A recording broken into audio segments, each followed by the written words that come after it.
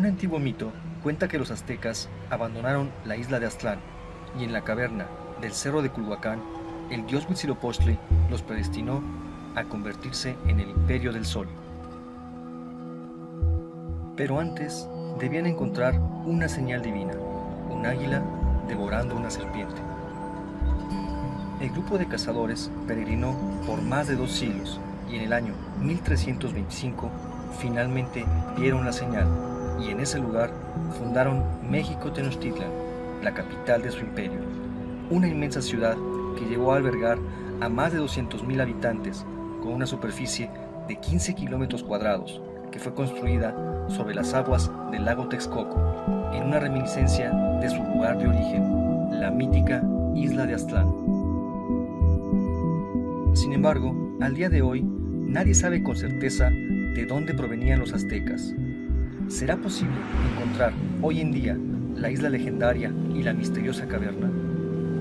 Para arrastrar el mito en la historia, nuestra investigación comienza a 40 kilómetros del Distrito Federal, en donde se desarrolló la primera gran civilización de Mesoamérica, la monumental Teotihuacán.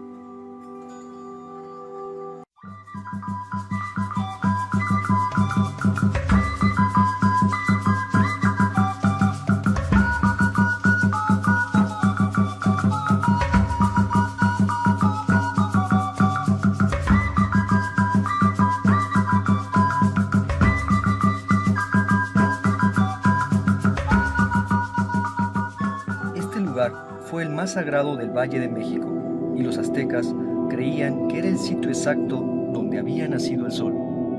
¿Será el mítico Aztlán una representación simbólica de Teotihuacán, la ciudad que dominó el Valle de México 1000 años antes que los aztecas?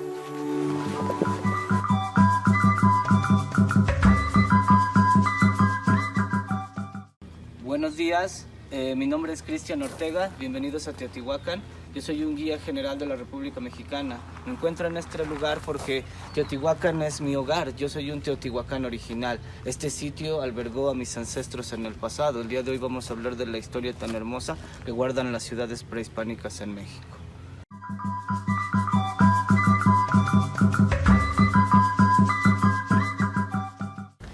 Cristian, ¿qué importancia tiene esta zona arqueológica para la cultura azteca?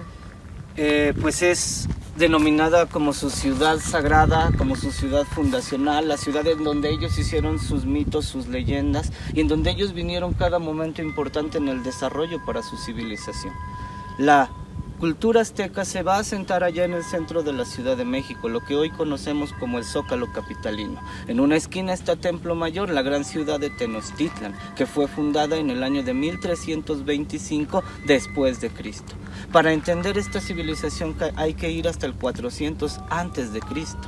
Pero cuando los aztecas llegan aquí buscando ese símbolo fundacional que hoy lo tenemos en la bandera mexicana, que es el águila devorando la serpiente encima del nopal, ellos llegan desde Nayarit en una peregrinación de 200 años llamada la Tira de la Peregrinación, que se encuentra en el Museo de Antropología. Y ellos llegan hasta esta tierra buscando ese símbolo fundacional para hacer su ciudad, que era la orden de su deidad.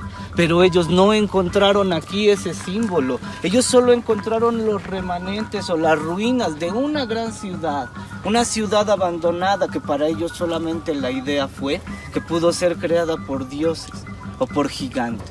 ¿Por qué? Porque ellos en su historia no sabían que aquí había absolutamente nada. Y cuando llegan aquí encuentran una ciudad exactamente planeada hacia los puntos, con unas alturas inmensas. Ellos le dan el nombre de Teotihuacán, la ciudad de los dioses. Y desde ese momento para ellos va a ser su ciudad sagrada, la ciudad en donde regresan en cada fecha importante para coronar a un gobernante, para tener una celebración, para pedir lluvia, para pedir agricultura, y regresan a la Ciudad de México a seguir con su desarrollo propio y pleno de su propia ciudad. Gracias.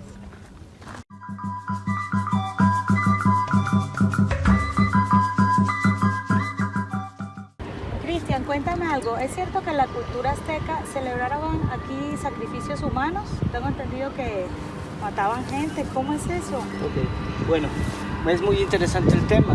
Y sí, los aztecas practicaban sacrificios para todo tipo de ceremonias, para pedir lluvia, para pedir agricultura, para una renovación, para el juego de pelota. Ellos hacían esto porque su deidad les pedía sangre, ¿ok? Ellos tenían una deidad de la guerra y esa deidad exigía sangre o ese tributo de sangre. Es por eso que los aztecas tenían estos sacrificios. Los sacrificios se cree que a lo mejor se hicieron en el frente de los templos, no en la cima. La cima era solamente para los dirigentes, lo que son los gobernantes, lo que son los sacerdotes, quizá los guerreros también. Los sacrificios quizás se harían en plazas como esta, en ese centro, en esos altares. En esos altares sí era donde el gran sacerdote depositaba al gran personaje que se iba a sacrificar en medio, en una piedra llamada tesca. Lo acostaba, lo abría de manos, lo que hace que la caja torácica se abra. En ese momento entraba el cuchillo de obsidiana que el sacerdote incrustaba en medio del cuerpo y con él metía la mano para sacar el corazón. Sacaba el corazón, te lo mostraba y tú morías. Tú morías con la idea de que tu cuerpo terrenal terminaba, pero tú ibas directamente con el sol e ibas a entrar en ese camino eterno de renovación. Porque el sol nunca muere. El sol tiene 12 caminos en el día y el sol camina 12 veces en la noche. Pero en la noche tiene pelea contra las fuerzas de la oscuridad para nacer reluciente del otro amanecer. Es por eso que el rojo tiñe al sol en el primer momento y también en el último. Se cree que en el inicio de los tiempos los grandes guerreros acompañaban al sol hasta el cenit, hasta el mediodía, y desde el mediodía las mujeres muertas en parto, hasta que llegaba al inframundo llamado aquí el ¿Ok?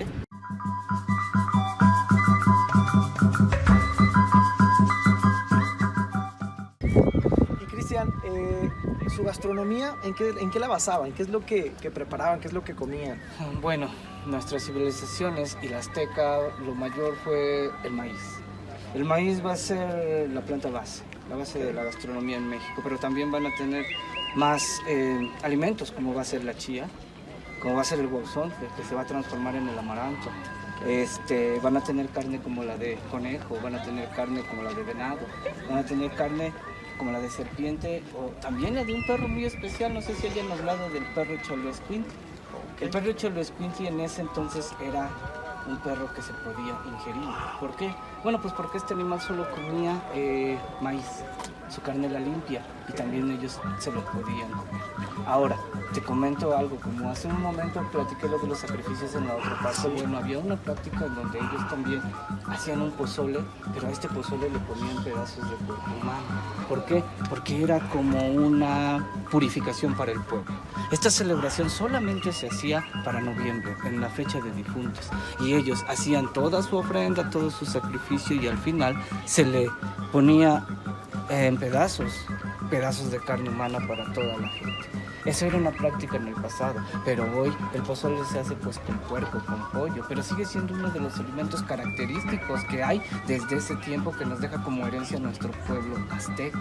Otro más, pues todo lo que tenga que ver con el maíz, como la quesadilla, el tlacoyo, el guarache, el sope, la gordita y muchísimos más, ¿verdad? Y todo viene a base de vegetales también, como el huitlacoche, la calabaza, insectos como el michicuil, como el gusano maguey, como el escamol, como el chapulín, como el caracol. Pues todo esto es rico en proteínas, lo que hacía que nuestra gente fuera fuerte y que los guerreros fueran muy, muy fuertes. Gracias, Cristian.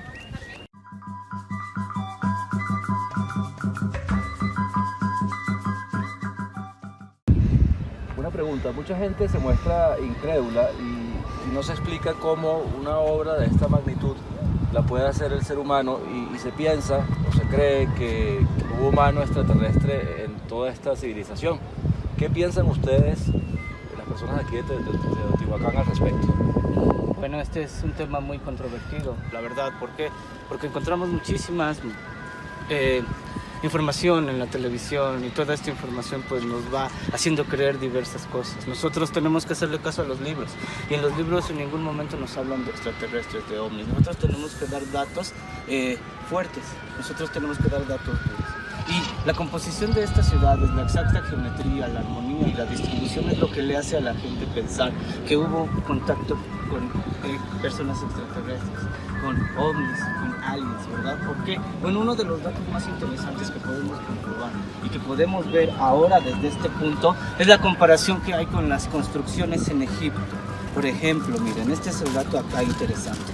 Nosotros en Teotihuacán tenemos 3 construcciones y las pueden ver. La pirámide de la luna, la pirámide del sol y allá ese templo pequeño que es el templo de Quetzalcóatl. ¿Ok? Bueno, pues estas 3 construcciones tienen exactamente la misma orientación y la misma distribución que las tienen en Egipto. Del otro lado del mundo, la diferencia es que son 12.000 kilómetros de distancia, 3.000 años de diferencia, que es lo que nos hace pensar en este tipo de cuestiones. Usted puede ver exactamente la alineación de los 3 templos, nada más que ahora es Keops, Giza y Mycerinos. ¿Ok?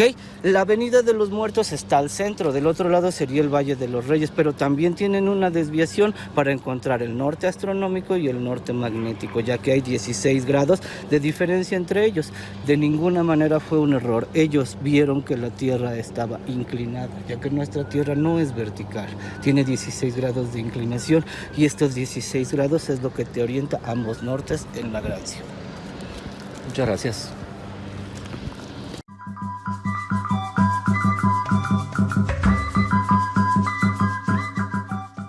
Bueno, Cristian, cuéntanos, ahora en la actualidad, esta cultura, esta tradición y tantos años de historia de los aztecas y de esta región, ¿qué podría representar hoy por hoy para nosotros los mexicanos? Bueno, pues yo pienso que la diversidad cultural se muestra en su más amplio momento de poder en lo que es el colorido y lo que es también el aspecto relativo a la muerte. Nosotros nunca vamos a ver a la muerte con temor, nosotros nunca vamos a ver a la muerte con miedo. ¿Por qué?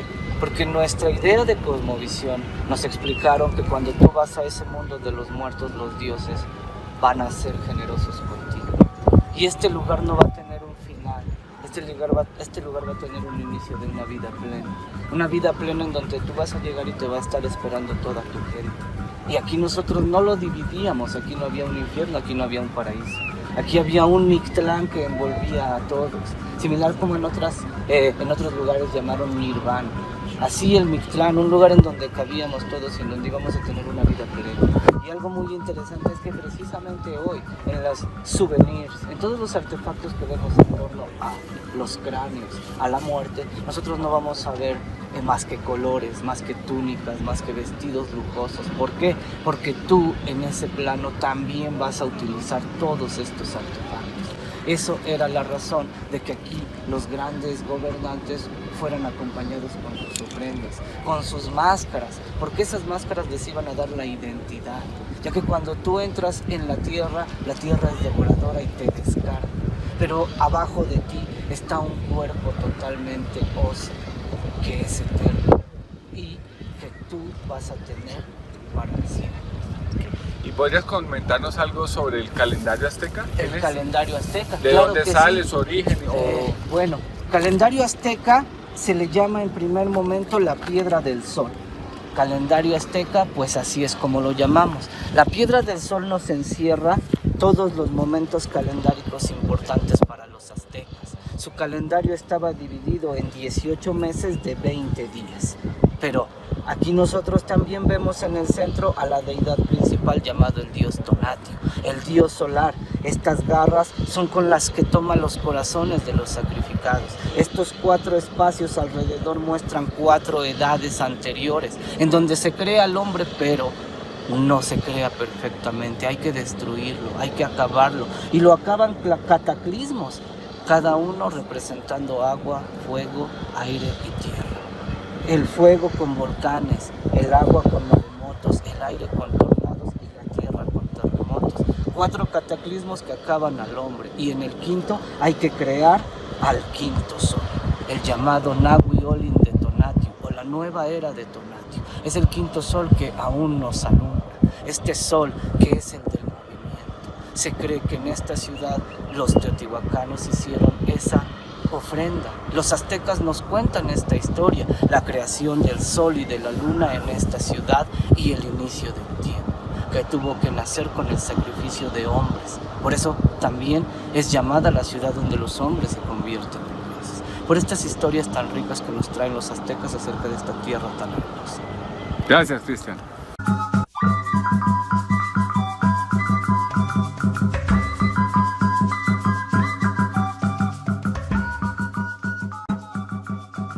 Para seguir con nuestra presentación, regresamos a Ciudad de México.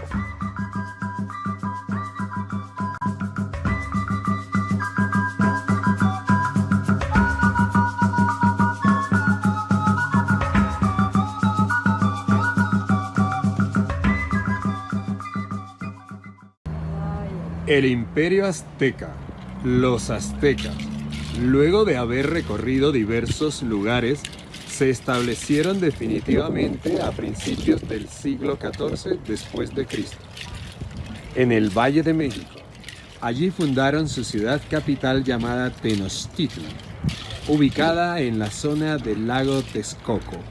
En ese lugar se encontraron con otros pueblos y con ellos lucharon por obtener de las mejores tierras y por el control político de la región. A pocos años entraron a dominar a todos sus vecinos y establecieron un imperio que impuso su predominio en toda la zona. La expansión azteca se basaba principalmente en el poderío de su ejército.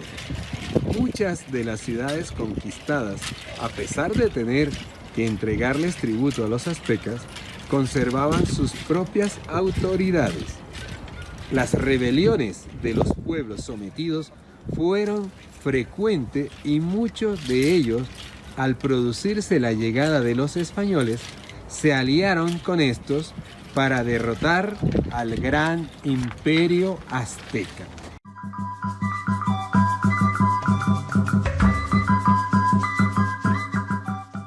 Ahora tenemos la gran oportunidad de seguir conociendo mucho más sobre la cultura azteca. Los pueblos que habitaban América antes de la conquista europea tenían diversas formas de organización económica, social y política. Algunos habían desarrollado sociedades urbanas y otros practicaron una agricultura simple y eran cazadores y recolectores. Los aztecas y mayas en la región mesoamericana y los incas en la andina desarrollaron sociedades urbanas. En estas sociedades, la construcción de complejas obras de riesgo y la aplicación de técnicas agrícolas habían favorecido el crecimiento constante de la producción agrícola y de la población. Se habían desarrollado las ciudades y la organización social estaba fuertemente jerarquizada.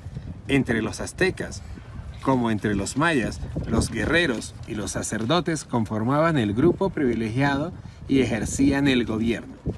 La mayoría de la población, compuesta por campesinos y trabajadores urbanos, debían entregar fuertes tributos en productos y trabajo.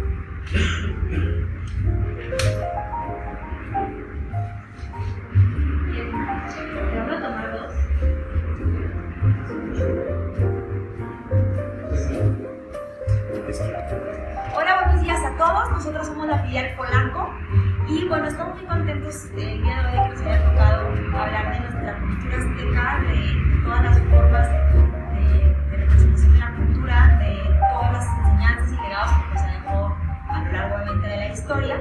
Particularmente nosotros vamos a hablar el día de hoy del arte, cómo ellos manejaban su arte, en qué se basaban y en la parte de la gastronomía, cuál era su base de gastronomía, qué representaba para ellos y bueno, cómo se iba a desarrollar. Les hablamos de esto a continuación. En cuanto al arte, la cultura azteca primordialmente está representada, hoy tenemos vestigios de las pinturas, y estas pinturas siempre nos reflejan a diferentes guerreros usando ciertas ornamentas que representan tanto la parte cultural como de convivencia y social que ellos manejaban en ese momento. Por ejemplo, tenían el uso de los penachos, que se hacía a base de plumas de diferentes aves. Sabemos que el tamaño del penacho hablaba de la importancia que tenían las diferentes personas en la sociedad en cuanto a la política.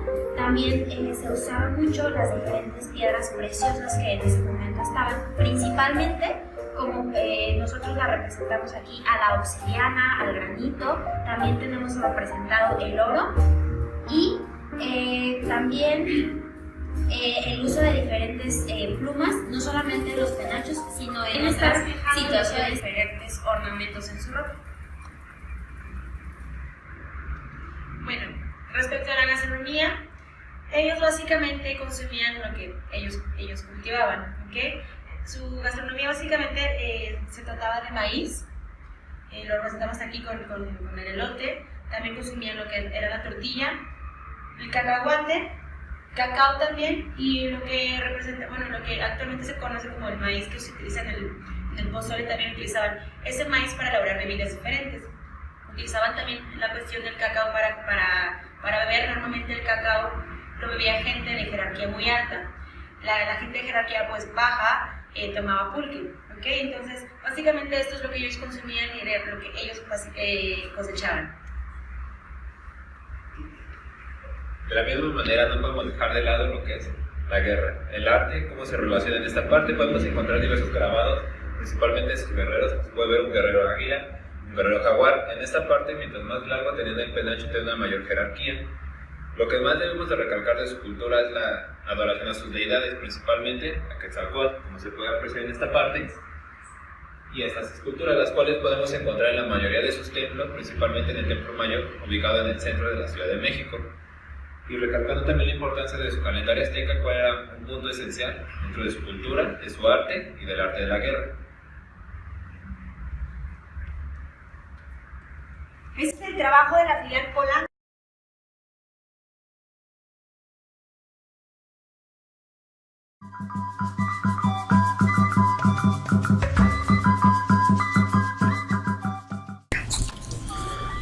Los pueblos reducidos al poderío azteca debían entregar a las autoridades del imperio pesados tributos en especie.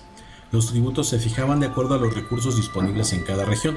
Por ejemplo, los totonacas de Zempoala aportaban con lanzas, escudos de plumas y caracoles marinos, y los ochimilcas con productos agrícolas como maíz. Las cargas tributarias impuestas por la Triple Alianza le valieron a los aztecas el odio generalizado de los pueblos sometidos del Valle de México. Para la administración del vasto imperio, los aztecas implementaron un rígido sistema basado en el poder personal de la nobleza. A la cabeza de la estructura de mando estaba el soberano o Hueytlatoani, gran orador y jefe de los hombres, con amplios poderes militares, civiles y religiosos. El Hueytlatoani presidía el Consejo Supremo, o Tlatocan, donde participaban los jefes o tlatoani de las ciudades más importantes, las máximas autoridades militares y delegados de algunos calpullis. El Consejo tomaba las decisiones políticas, militares y administrativas y designaba al nuevo Hueytlatoani cuando se producía la muerte del soberano.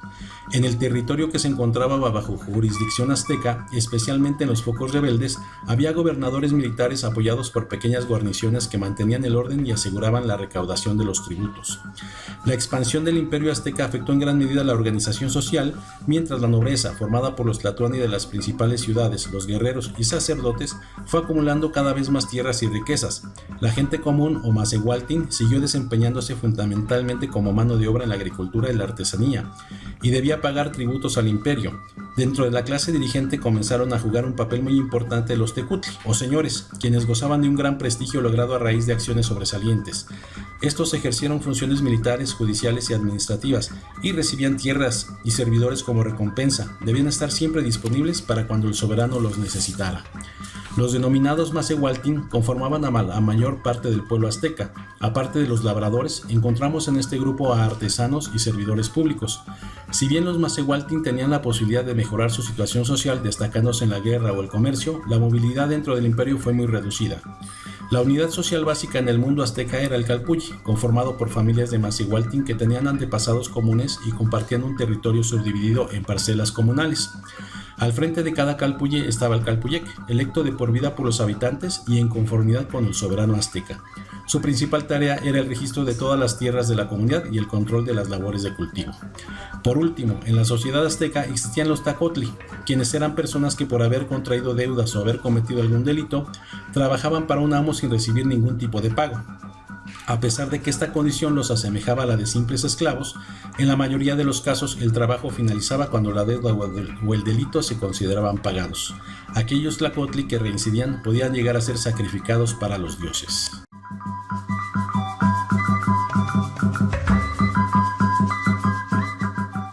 Las clases sociales y organización social azteca. El término clase social se refiere a las distinciones jerárquicas entre individuos o grupos en sociedades y culturas. Normalmente, los individuos se agrupan en clases basadas en sus posiciones económicas y en intereses políticos y económicos similares dentro de su cultura. Los factores que determinan la clase varían de una sociedad a otra. La sociedad azteca estaba rígidamente estructurada dentro de las jerarquías sociales, políticas y religiosas.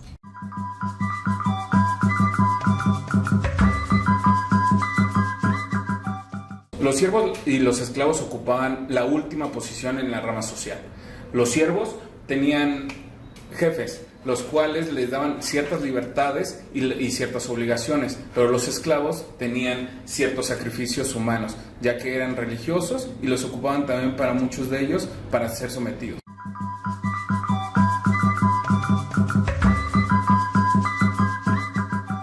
El pueblo estaba constituido por campesinos, obreros y artesanos.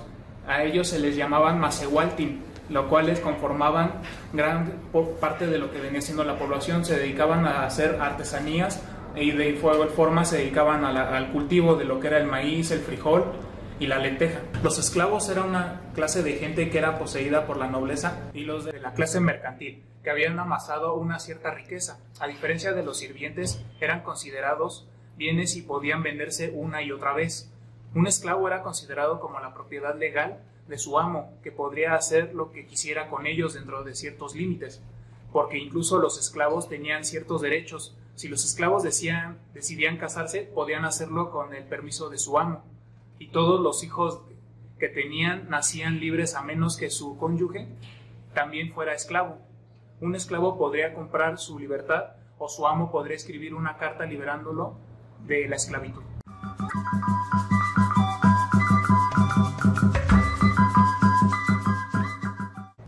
Los mercaderes o pochtecas tenían su propio gremio y eran muy exigentes, y particularmente sobre quien podía unirse a sus filas. Llevaban un estilo de vida diferente al de los aztecas, porque vivían en un área separada de la ciudad. Pertenecía a un gremio mercantil, tenían sus propias leyes y jueces, y adoraban a sus propios dios llamado Yaquetehuitli.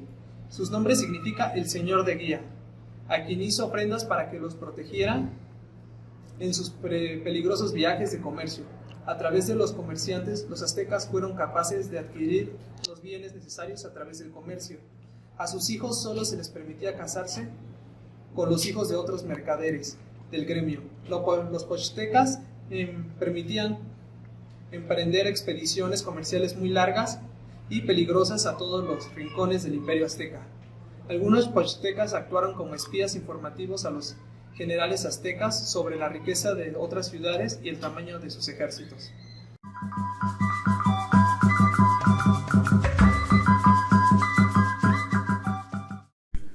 La ciencia para los aztecas era explicada desde tres aspectos: la astronomía, la matemática y la medicina. La astronomía era explicada desde una perspectiva religiosa. Tenían observatorios desde los cuales consiguieron medir las revoluciones del Sol, la Luna y de algunos planetas. Y eran capaces de predecir eclipses y la meteorología, aun cuando no contaban con la tecnología que tenemos hoy día. Estas capacidades desembocaron en lo que es nuestro famoso calendario azteca.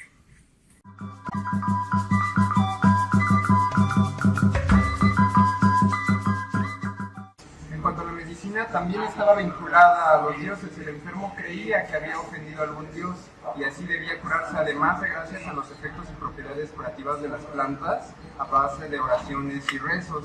Los sacerdotes enseñaban medicina en los templos, las propiedades curativas, las causas de las enfermedades y los tratamientos a base de las plantas.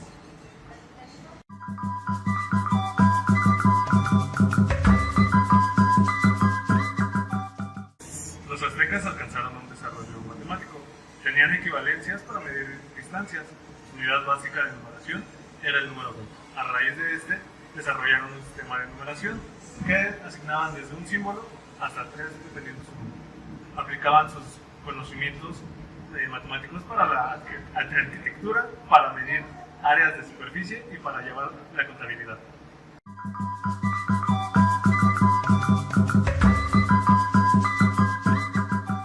El tiempo de los aztecas se compone de 18 meses, de 20 días cada uno, es decir, 360 días, y 5 días llamados Lemontemi. Cada 4 años se añade un día en Lemontemi, como nuestro año bisiesto, y cada 130 años se suprime uno. Y es muy interesante destacar que el calendario azteca es más preciso que el nuestro. El calendario azteca o piedra del sol es una piedra tallada de 3.6 metros de diámetro, en la cual se destaca la figura de Tonatiuh, que es el dios del sol, acompañada de 4 rectángulos que representan los 4 soles ya extintos y una serie de círculos concéntricos con distintos significados. Tonatiuh sería el 5.º sol, el cual es la era en la que nos encontramos.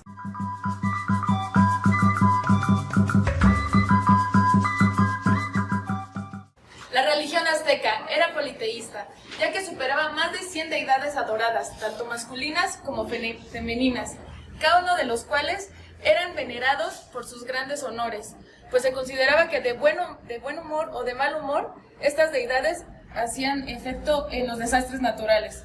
Para ellos era muy importante el Sol, la Luna y el planeta Venus. Todos tenían diferentes significados simbólicos y religiosos. Importante destacar que había muchos dioses agrícolas, pues su cultura principalmente se basaba en la agricultura. Al igual que otras culturas mesoamericanas, tenían elementos de sacrificio humanos, ya que pensaban que sus dioses tenían sed de sangre. Por tanto, los prisioneros de guerra, esclavos y voluntarios entregaban sus vidas en ceremonias organizadas en honor a las divinidades. Dichos sacrificios tenían por objeto el procurar la armonía de la existencia de la tierra. Geográficamente ubicamos a la civilización azteca en los terrenos que en México llamamos Isla del Lago de Texcoco. Nuestro país se queda con el importante logro de albergar el nacimiento de grandes culturas, pues recordemos que aquí pasaron los mayas, los olmecas y los incas. Principalmente los dioses de los aztecas eran Huitzilopochtli, dios del sol, de la guerra, de la sabiduría y el poder. Lo identificaban con la serpiente, precursor del verano, estación de los relámpagos y de la fertilidad. En ceremonia en la que los sacerdotes atravesaban con una flecha la masa con la sangre del sacrificado. Quetzalcóatl, héroe de la cultura y dios de la civilización, y el orden protector de la vida, de la fertilidad, la serpiente emplumada. Padre de los toltecas, relacionado con los artes, por tanto conductor de la civilización. Sus devotos, para venerarlo, se sacaban la sangre de la lengua y detrás de las orejas, y untaban con ella la boca de los ídolos. Tezcatlipoca, dios de la noche y de los guerreros del destino y la fortuna en la guerra y la brujería. Fue una deidad principal representando el principio de la dualidad, Portaba un espejo en el que se reflejaban los hechos de la humanidad. Llegó a asociarse con el destino de los aztecas. La fiesta consagrada en él era Toxtla, que se celebraba el 5º mes de cada año. Tlaloc, el dios de la lluvia y el trueno, solía representarse con la rana. Vivía en un paraíso llamado Tlalocán, donde iban los que morían de inundaciones, fulminados por un rayo o enfermos de hidropesia. Le ofrecían niños y doncellas en sacrificios. Y para resaltar, el Templo Mayor, uno de los principales templos de los aztecas, en su capital Tenochtitlán. Hoy es la Ciudad de México.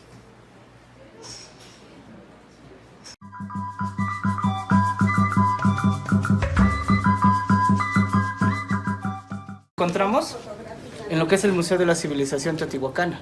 El museo tiene una parte muy importante al frente de él. ¿Qué es lo que nosotros observamos en este mural que pintó Moedano? La cronología de todas nuestras civilizaciones, iniciando por la primera, que va a ser la Olmeca, la madre de civilizaciones, en donde también van a iniciar actividades como la agricultura, la construcción de esculturas, la astronomía. Avanzamos en el tiempo y nosotros empezamos más o menos por el 400 a.C. la historia de Teotihuacán. Teotihuacán tiene todo su desarrollo y está explicado en todo este museo aquí dentro. Pero después de que la civilización teotihuacana termina con la historia en este valle, la gente sale de este sitio. ¿Cuánta gente? 200,000 personas se cree que quizá tuvo la ciudad. Y toda esta gente va con la influencia, con el desarrollo, con el conocimiento de esta ciudad. Y después de esta ciudad surgen muchas más. Vean, aquí tenemos a los amigos de Tula. En esta parte tenemos la serpiente de Xochicalco, Morelos. Allá están los totonacos del Tajín, los zapotecos y los mixtecos. Y al final, ¿quiénes tenemos? La civilización maya, la civilización azteca, que van a tomar todo el desarrollo, todo el conocimiento de todas estas culturas y lo van a llevar a una perfección absoluta. Esto lamentablemente es triste, pero nuestra gente solo conoce la historia de los mayas y los aztecas. ¿Por qué? Porque lamentablemente en el proceso del choque de dos mundos, en el proceso en el que llegan los españoles conquistadores, ellos solamente observaron a los mayas y los aztecas. Y las crónicas, las primeras historias, los primeros escritos que vienen a ser Sagún, Clavijero, Sigüenza y Góngora y muchos más, pues van a ser a partir de estas dos civilizaciones.